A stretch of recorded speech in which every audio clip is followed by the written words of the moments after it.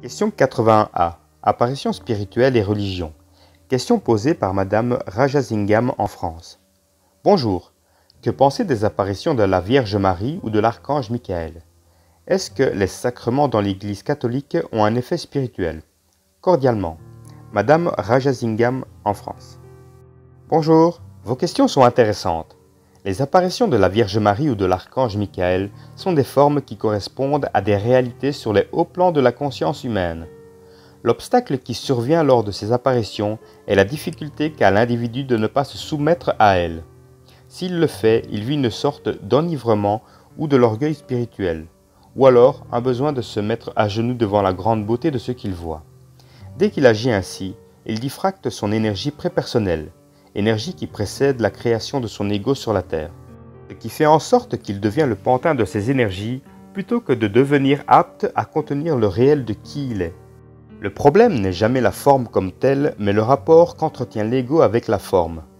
Plutôt que de réfléchir son expérience ou de vouloir croire en quelque chose de plus grand que lui, il a intérêt à commencer à dialoguer avec l'invisible pour chercher à comprendre ce qu'il vit. S'il n'a pas de réponse, un rapport de force avec son esprit s'impose pour contrer sa tension ou son inconfort de ne pas être sciant devant la vie. Et si la réponse qu'il reçoit est mensongère, il doit la contester. Il peut alors grandir en conscience plutôt que de rester dans l'ignorance de ses origines de vie cosmique. Ultimement, les sacrements qui sont offerts dans le cadre de la religion catholique servent à ouvrir la conscience des individus à la réalité d'une vie dans l'invisible et à transmettre un cadre moral sociétal. Toutefois, la structure qu'impose l'Église moderne maintient les égos dans un cadre restrictif qui ne les instruit pas sur le réel de l'esprit, ni du lien qui doit exister entre l'ego et l'esprit. Cette structure les maintient donc en dehors de la véritable spiritualité, c'est-à-dire à l'extérieur d'un état de conscience qui permet la fusion de l'ego avec son esprit. Le mot spiritualité vient du mot anglais spirit ou esprit en français, mais force est de constater qu'il y a peu d'esprit dans la religion catholique. Pourquoi? Parce que la foi qui est préconisée est fortement soutenue par le besoin de croire en quelque chose qui reste muet.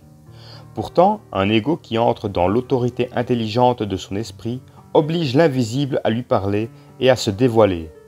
Sans contredit, l'esprit devra un jour sortir de son mutisme et commencer à parler à l'homme et à la femme. Avoir la foi en son esprit, en l'Esprit Saint ou en Dieu sans être capable de supporter sa propre énergie prépersonnelle dans ses corps est une aberration. Aberration temporaire mais nécessaire.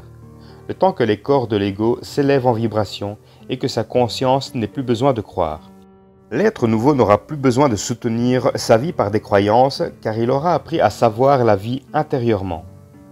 Enfin, l'individu qui contient la totalité de son énergie prépersonnelle n'a plus besoin de cadre moral ou religieux pour supporter ses actions, car tout ce qu'il dit et fait est supporté par l'autorité de sa propre conscience intégrée.